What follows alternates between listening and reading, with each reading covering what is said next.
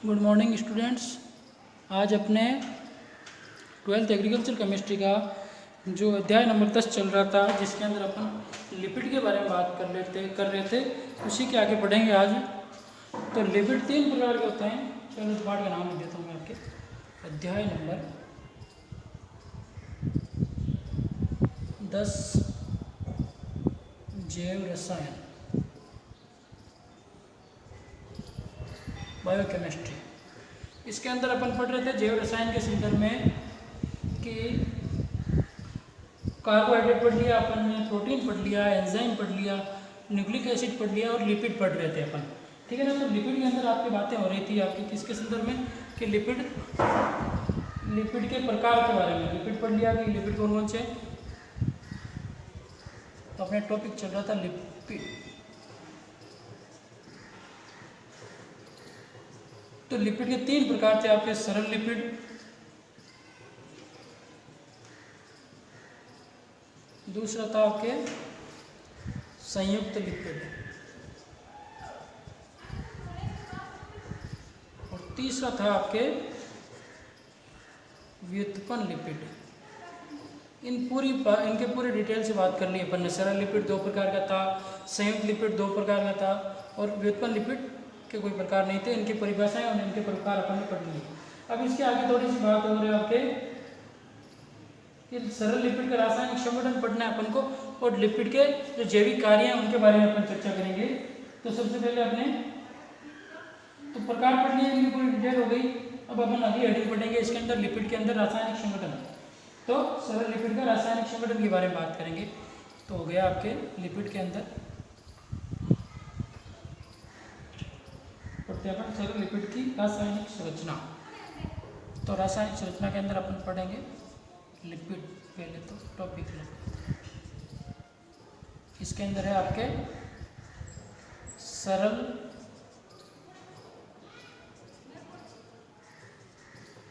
सरल लिपिड की रासायनिक संरचना। तो सरल लिपिड की रासायनिक संरचना के अंदर अपन पढ़ेंगे 2 प्रकार का होता है सरल लिपिड, जिसके अंदर पहला तो था प्राकृतिक वसा एवं तेल, और दूसरा था इसके अंदर मोम। दोनों की अलग अलग प्रकार से संरचना पढ़ेंगे। तो सरल लिपिड 2 प्रकार का था आपके। पहला तो था वसा एवं तेल, और दूसरा था आपके कौन सा, मोम, वैक्सेस। इनके बारे में अपन पढ़ रहे थे। तो सबसे पहले वसा एवं तेल के बारे में बात कर लेते हैं। ठीक है ना। वसा एवं तेल क्या होते हैं आपके, इसकी परिभाषा भी अपन ने पढ़ी थी कि वसा अम्ल क्या होते हैं, ग्लिसरॉल के वशीय अम्लों के ट्राई एस्टर होते हैं। क्या होते हैं ये, ग्लिसरॉल का सूत्र ग्लिसरॉल चाहे ग्लिसरॉल एक ही बात है। ग्लिसरॉल के वशीय अम्लों के ट्राई एस्टर होते हैं। कौन, वसा एवं तेल, यह है वशीय अम्लों के ग्लिसरॉल या वशीय अम्लों के ट्राई एस्टर होते हैं। इनके बारे में अपन ने बात की। किसके बारे में, सरल लिपिड के अंदर पहला वसा एवं तेल। ग्लिसरॉल का सूत्र अपन ने देखा था, इसकी संरचना बनाकर भी बताई थी मैंने आपको कि ये ट्राई एस्टर होते हैं, ट्राइग्लिसराइड होते हैं। एक ही बात है ना। ट्राइग्लिसराइड कह दो, ट्राई एस्टर कह दो, ट्राई एस्टर ऑफ ग्लिसरॉल या फिर ट्राइग्लिसराइड, एक ही बात होती है। तो इनके बारे में अपन ने बात की कि इसके अंदर क्या होता है, वसा अम्लों की संख्या क्या होती है, सम संख्या होती है तो वो संतृप्त होते हैं, और सम संख्या वाले कार्बन परमाणु होते हैं तथा संतृप्त है। असंतृप्त हो सकता है, 2 प्रकार के होते हैं आपके ये, सैचुरेटेड है, अनसैचुरेटेड, संतृप्त है, असंतृप्त वशीय अम्ल। जिसके अंदर संतृप्त अम्ल कौन से होते हैं और असंतृप्त कौन से होते हैं, इनके बारे में आप चर्चा करते हैं अपन। वसा एवं तेल। ग्लिसरॉल का सूत्र मैंने बता दिया, एक बार वापस देखो, CH2OH, CHOH और CH2OH। ये क्या होता है आपके, ग्लिसरॉल का रासायनिक सूत्र है। इसकी अभिक्रिया अपन किससे करवाएं, ग्लिसरॉल की अभिक्रिया आप करवाओ वशीय अम्लों के साथ में। वशीय अम्लों का मतलब क्या होगा, कार्बन के ऊपर डबल बॉन्ड OH और R। मतलब क्या है कि इसके अंदर लंबी श्रृंखला वाले कार्बन जुड़े हुए हैं। और बात करूं तो carbon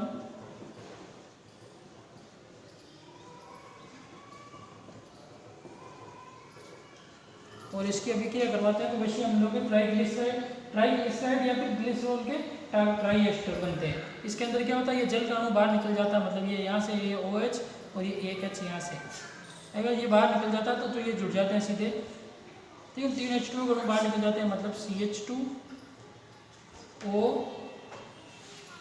C double bond OR, इस प्रकार से CH2 double bond C double bond OR, इस कार्बन से ये वापस आके CH2O C double bond R और CH2O C double bond OR, ये क्या बनता है आपके ट्राइग्लिसराइड कह सकते हैं अपन इसको, क्या कह सकते हैं ट्राइग्लिसराइड, या फिर अपन वसीय अम्लों के ट्राई एस्टर या ग्लिसरॉल के ट्राई एस्टर, ये आपके वसीय अम्ल है। कई बात समझ, ये सरल अम्लों के बारे में बात हो गई। ट्राई एस्टर की जगह मैं आपका ट्राइग्लिसराइड भी लिख सकता हूँ, वसीय अम्लों के ट्राइग्लिसराइड होते हैं। तो इस प्रकार से ये वसीय अम्लों के सरल अम्लों के अंदर बात हुई।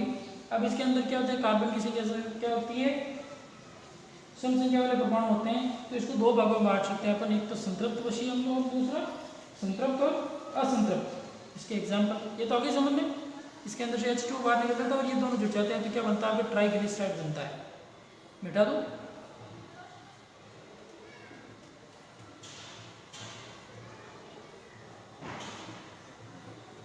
देखो आगे इसके अंदर ट्राइग्लिसराइड के अंदर क्या होता है, संतृप्त एवं असंतृप्त अम्ल, ये दो प्रकार के होते हैं, एक तो संतृप्त और एक आपके असंतृप्त। संतृप्त और असंतृप्त अम्ल, इनके बारे में बात करें अपन तो संतृप्त अम्लों में सबसे पहले आपके पॉमेटिक अम्ल, एग्जाम्पल के अंदर अपन बात करते हैं पॉमेटिक अम्ल, और दूसरी बात करें अपन तो स्टेरिक अम्ल।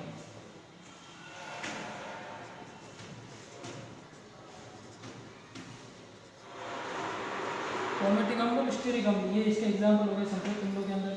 दूसरा असंतृप्त अम्लों के अंदर बात करें अपन तो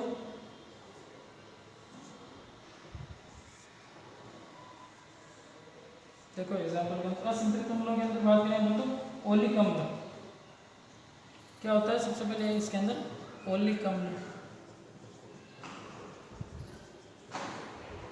और इसके अलावा अपन बात करें दूसरा है ओलिक अम्ल हो गया, लिनोलिक अम्ल हो गया। इसके अंदर इनके रासायनिक सूत्र नहीं दिए तो आप क्यों ऐसे मुझे, है ना, पूछेंगे भी नहीं, रासायनिक सूत्र के किताब में नहीं दिए हुए आपके लिए। तो दूसरा होता है लिनोलेनिक अम्ल,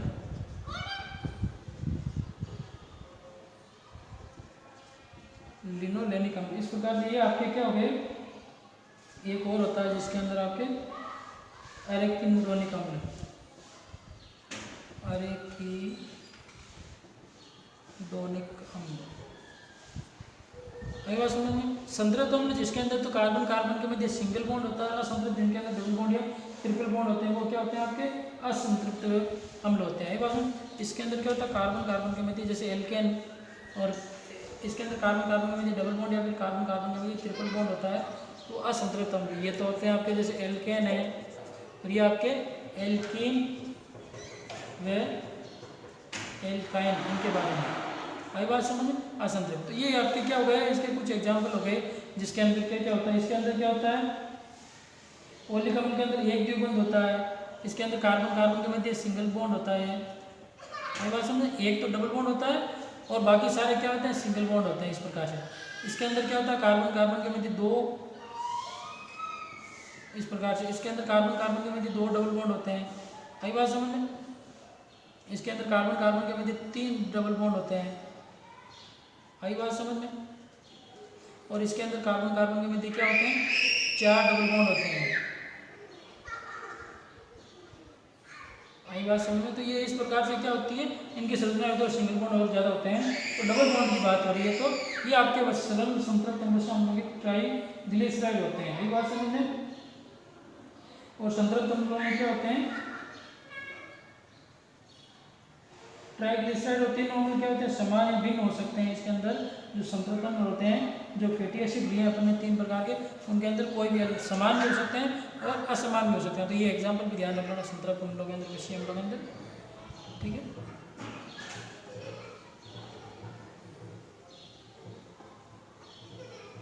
और अपन बात करें इसके अंदर तो संतृप्त अम्लों के अंदर ये ट्राइग्लिसराइड होते हैं, संतृप्त अम्लों में टेढ़े मेढ़े चतुष्फलक के कारण इनकी संरचना क्या होती है, सघन एवं संकुलित रहते हैं, इसलिए वसा ठोस में पाए जाते हैं। जबकि असंतृप्त अम्लों में क्या होता है, समकक्ष विन्यास होने के कारण इनमें सघन संकुलित नहीं होते हैं और तेल क्या होता है, द्रव अवस्था में होते हैं। ये लाइन इसके अंदर इंपॉर्टेंट है कि संतृप्त अम्लों में क्या होते हैं, संतृप्त अम्लों में क्या होता है, टेढ़े मेढ़े चतुष्फलक के कारण क्या होता है, जिगजैग अम्लों में टेढ़े मेढ़े चतुष्फलक के कारण क्या होते हैं, इसके अंदर कार्बन के मध्य चतुष्फलक के कारण क्या होता है, सघन संकुलित होते हैं। कारण ये क्या होते हैं, सघन होते हैं, इनका संकुल क्या होता है, एकदम जुड़ा रहता है, सघन संकुलित रहते हैं। आई बात समझ, टेढ़े मेढ़े संकुलित होने के कारण ये क्या होते हैं, सघन संकुलित रहते हैं इसके अंदर, और इसलिए ये क्या होते हैं, ये इसलिए वसा के क्या होते हैं, जैसे घी है वो क्या होता है आपके ठोस होता है, मतलब ठोस अवस्था में, इसलिए वसा क्या होती है, ठोस अवस्था में, इसलिए वसा ठोस अवस्था में होती है। और दूसरी बात करें अपन तो असंतृप्त अम्लों के अंदर क्या होता है, और असंतृप्त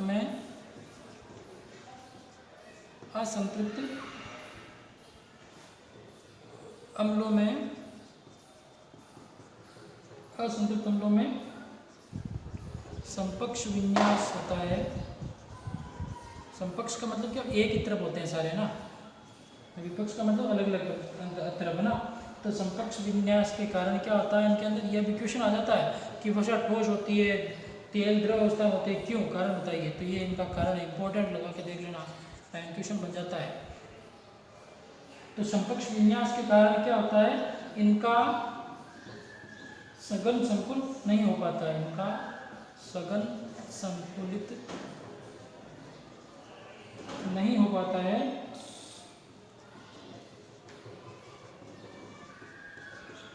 जिससे इसलिए ये तेल द्रव अवस्था में, इसलिए तेल क्या होते हैं, द्रव अवस्था में होते हैं। यही बात समझ लें। तो ये दो लाइन आप अंडरलाइन करके नोट बना कर लिख लेना, दोनों चीज़ें, संतृप्त और असंतृप्त अम्लों के अंदर, ठीक है। आगे बात समझ में, ये आपके एक हो गया वसा एवं तेल के बारे में पूरी डिटेल हो गई, अपन ने पढ़ ली कि इनमें सघन चतुष्फलक होने के कारण क्या होता है, संकुलित होते हैं और वसा ठोस अवस्था में होती है, और समकक्ष विन्यास होने का सघन संकुलित नहीं होता और तेल द्रव अवस्था में होता है, ध्यान रख लेना, इंपॉर्टेंट बात है इसके अंदर, वसा एवं तेल के अंदर। दूसरी बात करें अपन मोम के अंदर, तो ये वसा एवं तेल तो कंप्लीट हो गया, दूसरा पढ़ेंगे अपन मोम, सरल लिपिड की रासायनिक संरचना के अंदर क्या है दूसरा,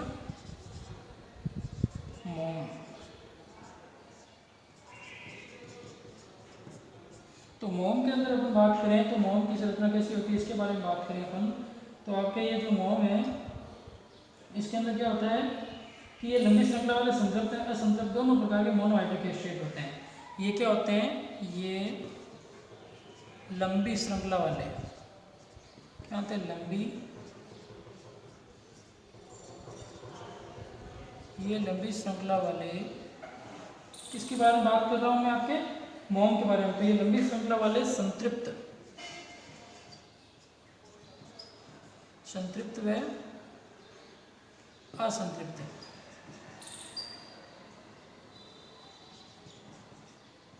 ये लंबी श्रृंखला वाले संतृप्त व असंतृप्त अम्लों के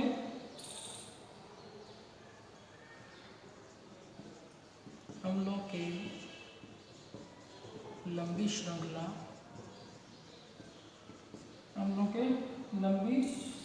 श्रृंखला वाले मोनोहाइड्रिक, मतलब इनके अंदर मोनो मतलब एक ही हाइड्रिक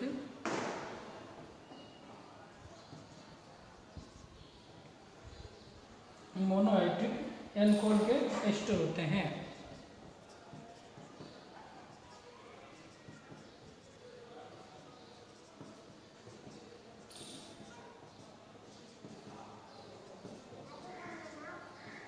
तो इस प्रकार से ये अपने मोम के बारे में बात हुई कि ये एस्टर होते हैं और इसमें कार्बन परमाणु की संख्या कितनी होती है?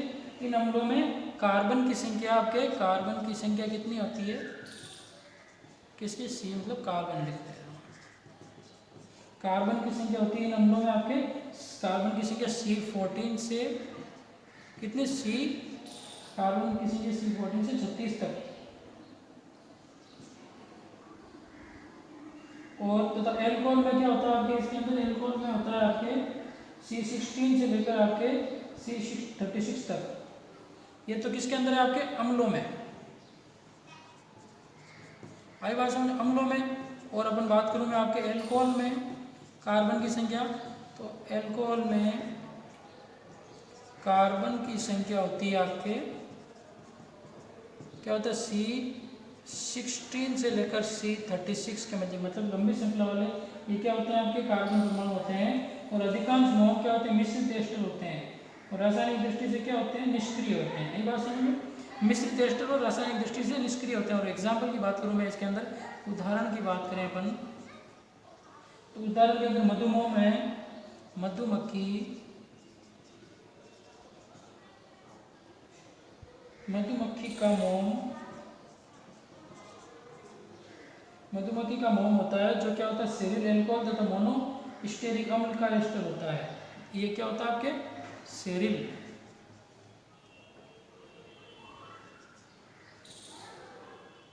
एल्कोहल। अभी बात की अपन ने, ये क्या होते हैं? मोम है जो लंबी श्रृंखला वाले मोनोहाइड्रिक अम्लों के एस्टर, एल्कोहलों के एस्टर होते हैं, जिसके अंदर अम्लों में कार्बन की संख्या तो C14 और एल्कोहल में इसकी C16 से 36 होती है, 16 से 36। तो इसके अंदर ये एक तो सेरिल एल्कोहल हो गया, तथा क्या हो गया? इसके अंदर एस्टर कौन सा होता है? माइस्टीरिक अम्ल, माइस्टीरिक अम्ल का एस्टर है। यही बात समझ? अम्ल का एस्टर होता है। कौन?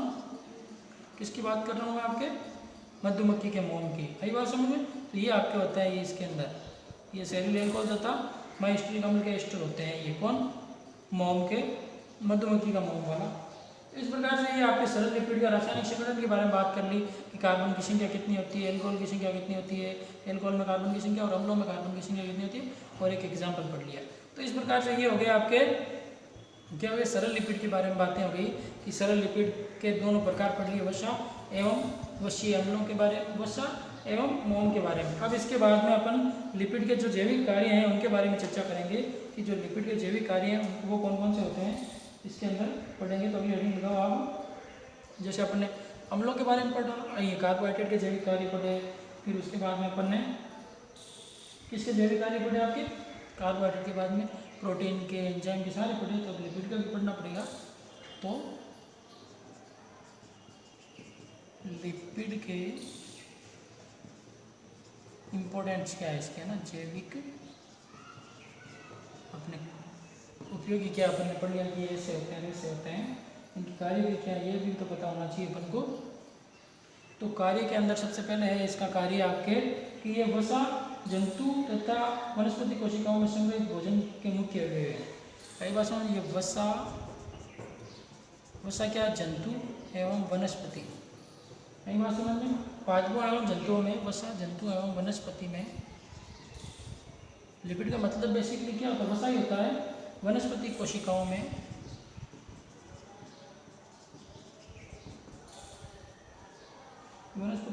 संग्रहित भोजन का मुख्य अवयव है। बात संग्रहित भोजन का मुख्य अवयव है कौन? लिपिड। जो पादपों में अपने अंदर भी, जैसे अपन घी या तेल खाते हैं तो ये अपने भोजन को स्टोर है, जैसे अपने अंदर, जैसे मोटा आदमी उसको भूख कम लगती, मतलब लंबे समय तक नहीं लगती। एक बार आप अगर घी में ज़्यादा घी के अंदर रोटी खा लेते हो तो आपको लंबे समय तक भूख नहीं लगती थी। जैसे कैपेसिटी 4 घंटे की तो 6 घंटे 7 घंटे तक भूख नहीं लगती है ना। जैसे आप देखते हो घर के अंदर घर वाले क्या करते हैं, जैसे अभी आपको कहीं बाहर जाना है तो वो घी में ज़्यादा घी डालती है, जिससे क्या होगा आपको लंबे समय तक भूख नहीं लगे, 5-7 घंटे 8 घंटे तक भूख नहीं लगती है। तो वसा क्या है, भोजन को संग्रहित करने की सबसे महत्वपूर्ण इकाई है। वसा के अंदर भोजन संग्रहित रहता है, यही बात समझे। दूसरी बात करें अपन तो वसा कोशिकाओं का मुख्य स्रोत है। इस बात समझ में कि जो ये वसा है कोशिका का मुख्य स्रोत है, कोशिका में ऊर्जा का मुख्य स्रोत है। कोशिका में ऊर्जा का मुख्य स्रोत है। तो ये इसके अंदर कोशिकाओं के अंदर भी जो ऊर्जा रहती है, एनर्जी स्टोरेज रहती है, वो किसके रूप में रहती है, वसा। तो ये क्या है, मुख्य स्रोत है इसका। तीसरा बात करें इसका कार्य है तो फॉस्फोलिपिड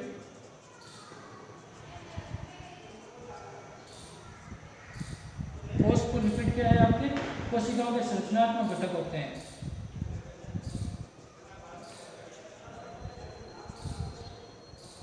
कोशिकाओं के क्या होते हैं, संरचनात्मक घटक होते हैं। किसकी बात कर रहा हूँ मैं, फॉस्फोलिपिड की। तो फॉस्फोलिपिड संरचनात्मक घटक ऐसे मतलब अपन ने बात की कि फॉस्फोलिपिड मतलब कोशिकाओं का जो कोशिका भित्ति है, कोशिकाओं की जो संरचना है वो किससे मिलकर बनी है, फॉस्फोलिपिड से, फॉस्फोरिक अम्ल से। तो ये क्या है, उसकी कोशिका की संरचना बनाने में महत्वपूर्ण कार्य करता है। कोशिका भित्ति कोशिका प्लाज्मा झिल्ली बनी रहेगी, प्लाज्मा झिल्ली का मुख्य घटक है फॉस्फोलिपिड, है ना।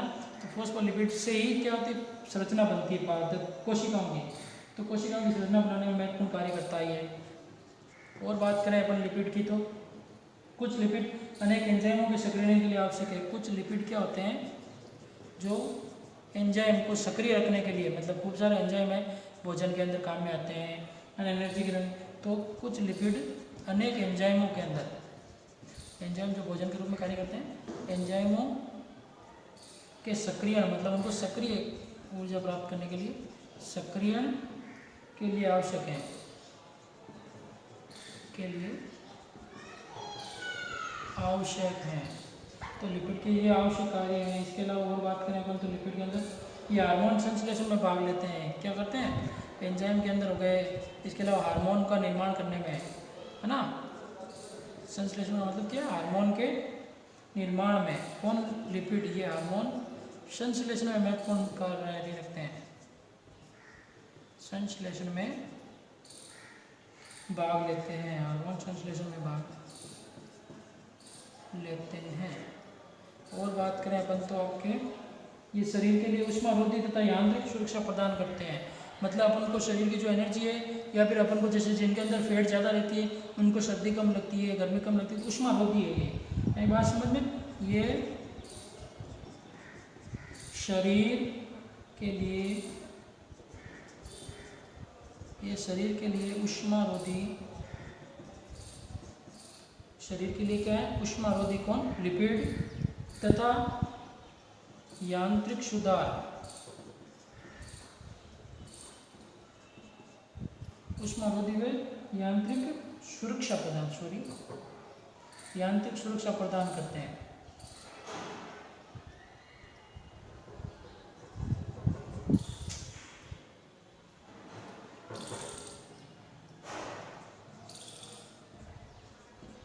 यांत्रिक सुरक्षा प्रदान करते हैं।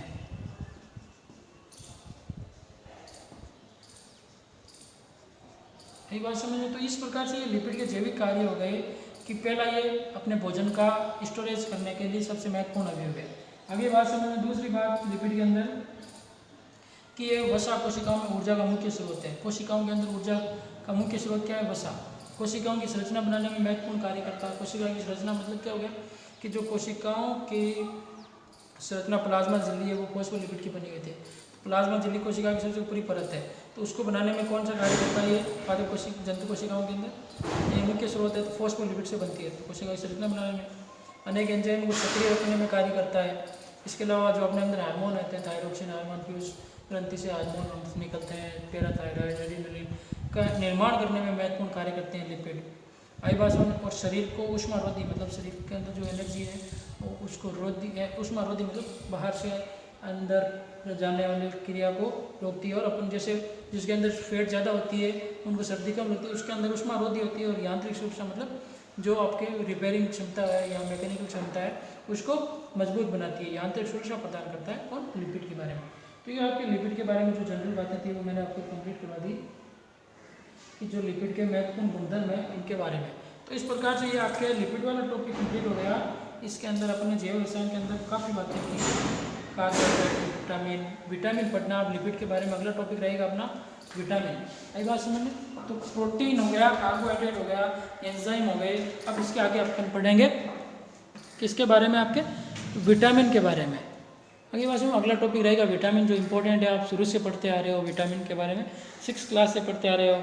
रतौंधी रोग, बेरी रोग, ये याद है ना आपको, तो इनके बारे में अपन और आगे चर्चा करेंगे। आई बात समझ में। तो इस प्रकार से ये आपके कंप्लीट हो गया लिपिड, ठीक है। तो लिपिड के अंदर अपन ने 3 प्रकार के पढ़ लिए, लिपिड, सरल लिपिड, संयुक्त लिपिड, व्युत्पन्न लिपिड, ठीक है। तो आज की क्लास में इतना ही। इसके आगे की बातें अपन अगली क्लास में करेंगे जिसके अंदर लिपिड के बारे में, विटामिन के बारे में चर्चा करेंगे। ओके, गुड लक, धन्यवाद।